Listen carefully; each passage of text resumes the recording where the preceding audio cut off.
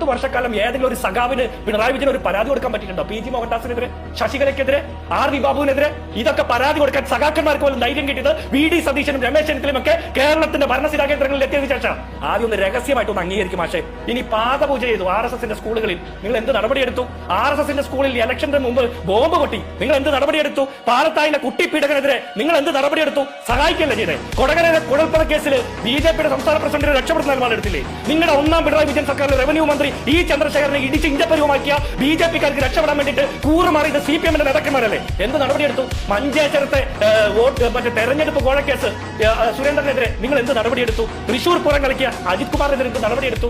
RSSനെ പാർലമെന്റിലേക്ക് അയച്ചവന് നിങ്ങൾ എന്ത് നടപടിയെടുത്തു? ശബരിമലയിൽ വത്സൻ തില്ലങ്കേരിക്ക് പൂണ്ട് പറയാൻ അവസരം കിട്ടിയത് പിണറായി വിജയന്റെ കാലത്തല്ലേ? എന്ത് നടപടിയെടുത്തു മുസ്തഫ?